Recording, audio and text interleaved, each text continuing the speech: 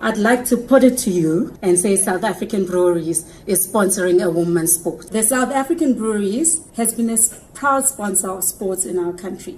In fact, it was the founding sponsor of the Premier Soccer League when the Premier Soccer League was formed. So it is only fitting that today, as we launch the National Premier League for netball, that South African Breweries is again here. The launch of this partnership with Netball SA is a critical catalyst, in our view, in redressing the gender discrepancies in sports sponsorship in this country.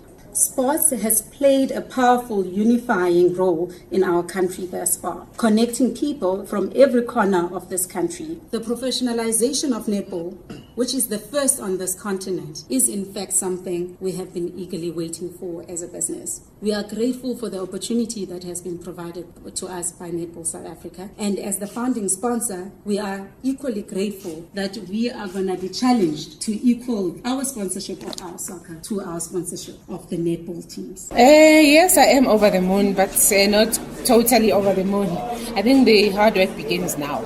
And we are looking forward to it. We've been waiting for so long. Most of the things are in place, like we've never stopped working on the NPL. So it's just now, just final touches, with less than a month now before the first matches kick off. The teams, are they raring to go? Raring to go. They've never stopped. Some of the teams have always kept on, working. So wherever we've gone, we've seen that they had hope and they kept on training.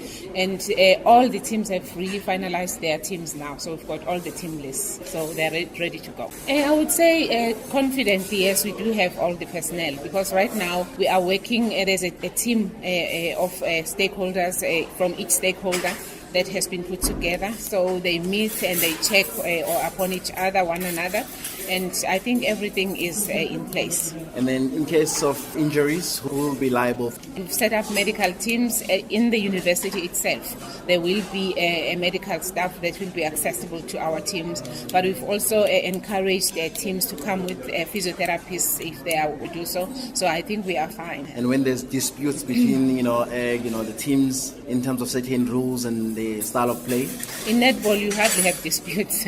What could a dispute arise from? Because the rules are rules, and the game is played there and it ends there. So we're not foreseeing any disputes. But if that happens, we always have a committee that deals with whatever that might come. Not yet. We must first see this thing getting started and see how it goes. Then, as it grows, that has always been our objective to one day invite foreign players looking at Africa first of all. We're not going to go and get European players coming, but we'd like to see that African players get as much opportunity or many opportunities as possible. Before kick-off, this is going to be a splendid story like never been seen before. I don't care who says what, but this DG must work. And if it doesn't work, you will be blamed for that. If you don't spend some money on this, you'll be blamed for that. This netball league is going to work if we put right people into right positions. I don't want tomorrow to be accused that we didn't account. Certain players were not paid, whatever that is the case. And I know you guys are capable of anything in terms of... No.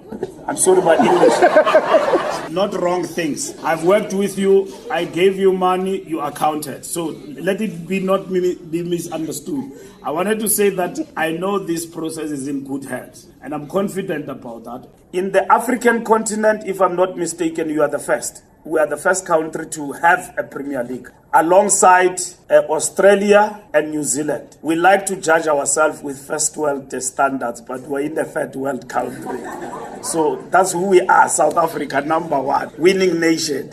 We don't say what happened in Kenya, we say in Australia, they invest 10 billion in sport. That's why they are number one. In China, 1 billion people. You want to compare yourself with them. But we must compare ourselves with Zimbabwe. If we can beat Zimbabwe. That is why I was angry with Bafana Bafana losing to Nigeria, because that is good comparative standards. If we are beaten by Brazil 5-0, Washampa might keep quiet. Because as much as we are in the third world and we are in the south, but they are much advanced than us. But if we are beaten by Zimbabwe, I know, or Botswana, or Lesotho, or Namibia, no ways, we must protest. That cannot happen. But I know by all standards that Malawi is number one. But our girls, for the first time, they beat England. And it's not money.